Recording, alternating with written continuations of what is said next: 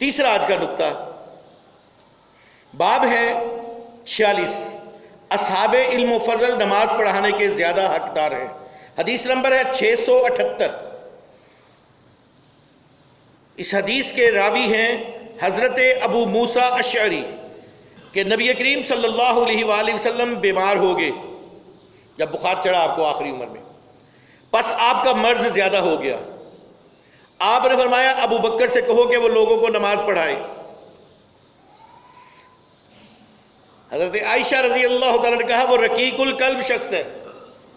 رقیق القلب کا مطلب جلدی رو پڑتے ہیں، بڑا نرم دل ہے، وہ رقیق القلب ہے۔ جب وہ آپ کی جگہ کھڑے ہوں گے تو لوگوں کو نماز نہیں پڑھا سکیں گے۔ آپ نے دوبارہ فرمایا ابو بکر کو حکم دو کہ وہ لوگوں کو نماز پڑھائیں۔ اما عائشہ نے پھر عرض کی، اپنی بات کو دہرایا، یا رسول اللہ صلی اللہ علیہ وسلم ابو بکر نماز نہیں پڑھا سکیں گے، وہ رقیق القلب ہیں۔ آپ نے تیسری دفعہ کہا کہ عائشہ تم یوسف کے زمانہ کی عورتوں کی طرح ہو۔ یوسف کے زمانہ کی، اپنی بیوی سے کہہ رہے ہیں تم یوسف کے زمانہ کی عورتوں کی طرح ہو، اور ابو بکر کو جا کے کہو کہ وہ نماز پڑھائیں۔ تیسری دفعہ پھر کہا۔ اس حدیث کو امام بخاری نے 678 نمبر پہ بھی لائے ہیں، اور ایک دفعہ انہوں نے پھر اس کو ریپیٹ کیا۔ امام بخاری حدیثیں ریپیٹ بھی کرتے ہیں 3385 نمبر پہ، اور صحیح مسلم میں 420 نمبر پہ، اور مسند احمد میں بھی یہ حدیث موجود ہے۔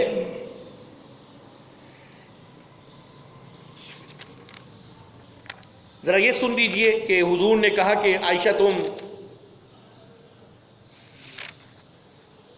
اس حدیث میں مذکور ہے کہ نبی کریم صلی اللہ علیہ وآلہ وسلم نے فرمایا ابو بکر سے کہو کہ وہ لوگوں کو نمازیں پڑھائیں۔ ہر بار حضرت عائشہ نے عرض کی ابو بکر رقیق القلب ہیں، جب وہ آپ کو نماز پڑھانے کی جگہ پر نہیں دیکھیں گے تو نماز نہ پڑھا سکیں گے۔ تب تیسری دفعہ آپ نے فرمایا تم یوسف کے زمانے کی عورتوں کی مثل ہو۔ نبی صلی اللہ علیہ وآلہ وسلم نے حضرت عائشہ کو مصر کی عورتوں کے ساتھ تشبیہ کیوں دی، اس کی بھی کلیئر کر لیجئے بات۔ اس کی وجہ یہ ہے کہ ان عورتوں کے دل میں کچھ اور تھا اور زبان پر کچھ اور تھا۔ زبان سے وہ عزیز مصر کی بیوی تھی، کہہ رہی تھی کہ تم ایک غلام پر فریفتہ ہو، یعنی کہ محبت ہو گئی ہے تمہیں ایک غلام سے، اور دل میں حضرت یوسف کی زیارت کا شوق تھا، اور ان عورتوں کو دل میں حضرت یوسف علیہ السلام کی زیارت کا، بظاہر وہ حضرت، ان کا نام تو نہیں قرآن پاک میں لیا گیا اس لیے ہم نام سے پرہیز کرتے ہیں، ان پر تانے کس رہی تھی کہ تم عزیز مصر کی بیوی ہو اور دیکھو تم کر کیا رہی ہو، لیکن اندر سے کہہ رہی تھی کہ ہم بھی تو دیکھیں کیا ہے وہ کیا صورت ہے۔ نبی کی صورت سبحان اللہ، جس پر ایک عورت اتنی فریفتہ ہو گئی ہے۔ تو حضرت عائشہ بظاہر فرما رہی تھی آپ کسی اور کو نماز کے لیے کہہ دیں، لیکن دل میں تھا کہ میرے ابا جان ہی پڑھائیں۔ مجھے ایک اور حدیث یاد آ گئی، نبی کریم صلی اللہ علیہ وآلہ وسلم اما عائشہ کی گود میں سر رکھ کے لیٹے ہیں، رات کا وقت ہے، آسمان پہ تارے چمک رہے ہیں، تو آپ نے کہا کہ آسمان پہ جتنے ستارے ہیں اتنی میری عمر کی نیکیاں ہیں۔ کہتے جی ان کی جب سوئی اڑتی ہے نا نبی کے علم پہ آ کے اڑتی ہے، اور ہماری محبت کا عالم یہ ہے کہ ادھر حضور کی کسی بات کا پتہ چلا ہم خوش ہو گئے۔ آپ نے فرمایا کہ جتنے آسمان پہ ستارے ہیں نا اتنے میرے عمر کی نیکیاں ہیں۔ اما عائشہ نے عرض کی یا رسول اللہ میرے بابا جان؟ آپ نے پھر فرمایا جتنے آسمان پہ ستارے ہیں اتنی میرے عمر کی نیکیاں ہیں۔ آپ نے پھر عرض کی یا رسول اللہ میرے بابا جان؟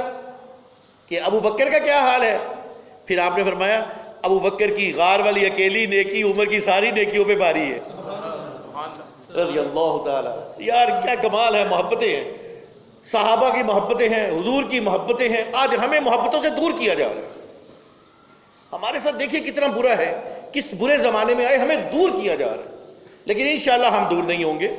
تو اما عائشہ کو اس لیے کہا گیا کہ ان کے دل، اب کہتے ہیں حضور کو علم نہیں ہے، اگر حضور کو علم نہیں تھا تو حضور نے یہ لفظ کیوں استعمال کیا عائشہ تم مصر کی عورتوں کی طرح ہو، کہ تمہارے دل میں کچھ اور ہے اور لبوں پہ یہ دل کا حال۔ کہتے ہیں جی نبی دل کا حال نہیں معلوم کر سکتا، یہ دل کا حال ہے کہ نہیں ہے؟ تو آپ یہ حدیث نمبر یاد رکھیں گے؟ بولیے کون سی حدیث نمبر ہے؟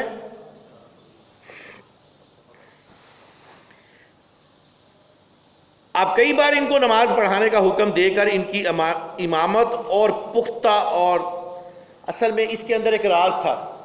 اماں عائشہ بار بار اس لیے کہہ رہی تھی کل کو لوگ یہ نہ کہیں کہ حضور شاید بیمار تھے تو بیماری کی وجہ سے انہوں نے کسی اور کا نام لینا تھا، اس لیے ابو بکر کا نام لے لیا، اس لیے انہوں نے پھر کنفرم کروایا، پھر دوبارہ تیسری بار جب ہو گیا کہ پھر حضرت ابو بکر صدیق جو تھے وہ کھڑے ہوئے اور انہوں نے اس سے ہمیں یہ خبر ملی، اس حدیث سے ہمیں یہ خبر ملی، 298 صفحہ نمبر نکلا ہوا ہے۔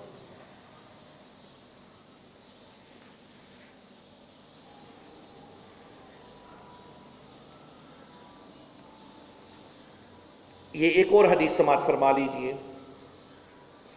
کہ حضور نبی کریم صلی اللہ علیہ وآلہ وسلم بیمار ہوئے اور آپ پر جب مرض نے شدت اختیار فرما لی تو آپ نے فرمایا ابو بکر سے کہیں کہ وہ نمازیں پڑھائیں، ابو بکر سے کہیں کہ وہ نمازیں پڑھائیں۔ اس سے محدثین نے، فقہاء کرام نے یہ مسئلہ اخذ کیا کہ سب سے اچھا قرآن حضرت ابی کعب پڑھتے تھے، جن کو حضرت عمر فاروق نے سب سے پہلے 20 تراویح پڑھانے کے لیے مصلی پہ کھڑا کیا اور انہوں نے 20 تراویح کی صورت میں قرآن پاک مکمل کیا۔ وہ تراویح تھی۔ اگر سب سے عمدہ قرآن پڑھنے والے کو امامت کے فرائض دیے جاتے تو یقیناً حضرت ابی کعب کو دیے جاتے، لیکن چونکہ ابو بکر صدیق رتبے میں، عمر میں، علم میں، ہر ایک میں آگے تھے، اس لیے اللہ تعالیٰ کے نبی نے حضرت ابو بکر صدیق کو نماز کی امامت کے لیے حکم فرمایا۔ نبی صلی اللہ علیہ وآلہ وسلم کی حدیث کی 3 قسمیں ہیں: آپ کا قول، آپ کا فعل اور آپ کی تقریر۔ آپ کے سامنے کوئی کام کیا جائے آپ اس کو منع نہ فرمائیں۔ حضرت ابو بکر کی امامت ان تینوں طریقوں سے ثابت ہے۔ آپ کا قول، ابو بکر کو حکم دو کہ نماز پڑھائیں، صحیح بخاری۔ آپ کا فعل، آپ نے مرض وفات میں حضرت ابو بکر کے پیچھے نماز پڑھی، سنن ترمذی، سنن نسائی۔ اور آپ کی تقریر کے ایام مرض میں ابو بکر نے 17 نمازیں پڑھائی۔ ابو بکر صدیق نے کتنی نمازیں پڑھائی؟ 17 نمازیں پڑھائی۔ اس حدیث سے ہمیں یہ چیز بھی معلوم ہوئی کہ رسول اللہ صلی اللہ علیہ وآلہ وسلم شدت مرض کے باوجود جماعت سے نماز پڑھنے مسجد گئے۔ اس سے جماعت کی اہمیت معلوم ہوتی ہے۔ جب نماز میں کسی کو امام بنانے کا موقع آیا تو آپ نے تمام صحابہ میں حضرت ابو بکر صدیق کو امام بنانے کا حکم دیا۔ اس سے معلوم ہوا کہ آپ کے بعد خلافت کے مستحق حضرت ابو بکر صدیق ہیں رضی اللہ عنہ۔ رسول اللہ صلی اللہ علیہ وآلہ وسلم نے بیماری کے ایام گزارنے کے لیے اماں عائشہ کا گھر منتخب کیا۔ اس سے معلوم ہوا کہ اس وقت موجود تمام ازواج میں آپ کے نزدیک حضرت عائشہ سب سے افضل تھیں۔ نبی کریم صلی اللہ علیہ وآلہ وسلم نے حکم دیا ابو بکر کو نماز پڑھانے کا، تو یہ سن کر اماں عائشہ نے کہا ابو بکر رقیق القلب ہیں، وہ آپ کی جگہ کھڑے ہو کر نماز نہیں پڑھا سکیں گے۔ اس سے معلوم ہوا جب اکابر کوئی حکم دے تو اصاغر چھوٹے، اکابر بڑے، اصاغر چھوٹے، ان سے اختلاف رائے کر سکتے ہیں، مگر اپنی رائے پر اصرار نہیں کر سکتے کہ نہیں اب میں نے یہ کہا تو آپ یہ لازمی کریں۔ سمجھ آ رہی ہے بات؟ جو چھوٹے ہیں وہ اپنی رائے پیش کر سکتے ہیں لیکن اصرار نہیں کر سکتے۔ جب نبی کریم صلی اللہ علیہ وآلہ وسلم مسجد میں پہنچے تو ابو بکر نماز پڑھا رہے تھے۔ آپ کو دیکھ کر ابو بکر نے پیچھے ہٹنے کا ارادہ کیا۔ نبی کریم صلی اللہ علیہ وآلہ وسلم نے اشارہ کیا تم اپنی جگہ نماز پڑھاتے رہو۔ اس کے باوجود حضرت ابو بکر صدیق پیچھے ہو گئے، اور دوسری روایت میں ہے آپ نے فرمایا جب میں نے تم کو حکم دیا کہ تم نماز پڑھاتے رہو، تم کیوں پیچھے ہٹے؟ تو ابو بکر صدیق نے کہا ابو قحافہ کے بیٹے سے یہ تو ممکن ہی نہیں کہ رسول اللہ کے ہوتے ہوئے وہ آگے کھڑا ہو جائے۔ اس حدیث سے معلوم ہوا کہ ادب حکم پر مقدم ہے۔ حضور نے کہا کھڑے رہو، آپ کھڑے نہیں ہوئے، آپ پھر بھی پیچھے آ گئے۔ وہ حکم تھا، اور ادب کہتا ہے کہ میں نے حضور کے آگے نہیں کھڑا ہونا، میں نے حضور کے آگے نہیں کھڑے ہونا۔ اور اس سے یہ بھی معلوم ہوا کہ ابو بکر نے عین حالت نماز میں حضور کی تعظیم کی، اور وہ گروپ ڈوب کے مر جائے، جہنم واصل ہو جائے، اس کا بیڑا غرق ہو جائے، جو یہ کہتا ہے کہ نماز میں تعظیماً، باقاعدہ لفظ لکھا ہوا ہے، نماز میں تعظیماً حضور کا خیال لانے سے بہتر ہے کہ اپنے بیل یا گدھے کا خیال لے آیا جائے۔ اس گروپ کو ڈوب کے مر جانا چاہیے۔ میں کہتا ہوں کہ اس کو شرم اتنی آنی چاہیے، اس کو خود ہی جا کے جہنم میں چھلانگ مار دینی چاہیے۔ ابو بکر صدیق نماز کی حالت میں حضور کی تعظیم کر رہے ہیں، نماز کی حالت میں پیچھے آ رہے ہیں، یار پھر بھی نماز ہو رہی، پتہ چلا نماز سید مرشدی امام اہل سنت آپ فرماتے ہیں وہ نماز ہی نہیں جس میں حضور کا خیال نہ آئے، وہ نماز ہی نہیں جس میں حضور کا خیال نہ آئے۔ شدت مرض کی وجہ سے نبی پست آواز سے تکبیرات پڑھ رہے تھے، اور حضرت ابو بکر صدیق بلند آواز سے آپ کی تکبیرات آگے سنا رہے تھے۔ صحیح مسلم 418۔ اس حدیث سے یہ معلوم ہوا کہ جب امام کی آواز لوگوں تک نہ پہنچ سکے تو مکبر کھڑا کرنا چاہیے۔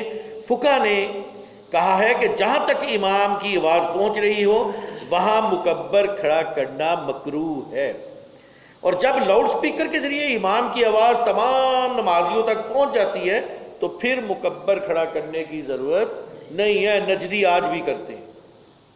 حضرت ابن عباس نے فرمایا رسول اللہ صلی اللہ علیہ وآلہ وسلم نے وہیں سے قرات شروع کی جہاں تک ابو بکر کر چکے تھے، شروع سے نہیں کی، جتنی کی تھی وہیں سے آپ نے شروع کر دی جب نماز میں پیچھے ہو گئے۔ سنن ابن ماجہ حدیث نمبر 1235۔ اس حدیث سے یہ ثابت ہوا کہ حضرت ابو بکر نے پوری فاتحہ نہیں پڑھی اور رسول اللہ نے بھی پوری فاتحہ نہیں پڑھی، اور یہ اس کی دلیل ہے کہ نماز میں سورۃ فاتحہ کا پڑھنا فرض نہیں ہے، اور یہی احناف کا قول ہے۔ اس حدیث کو امام مسلم نے 480 نمبر پر بھی درج کیا ہے۔ یہ تھے جی امام کون ہونا چاہیے۔ امام عالم ہونا چاہیے یا قاری ہونا چاہیے؟ آپ نے کیا فیصلہ کیا؟ امام عالم ہونا چاہیے۔ اب ایک اور بات سنیے، ایک مسجد میں امام منتخب نہیں کیا، پہلے سے امام نہیں ہے، وہاں کچھ لوگ آگے نماز کرانے کے لیے سارے کے سارے سونی قرات کرتے تھے، بہت سونا قرآن پڑھ رہے تھے، تو پھر کس کو کھڑا کریں گے؟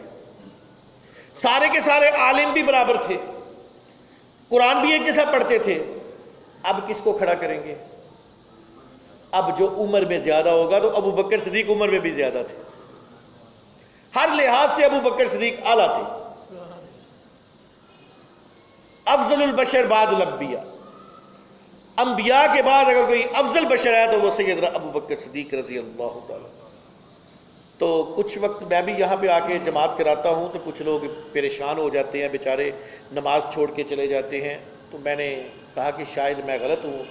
میں نے پھر علماء کرام سے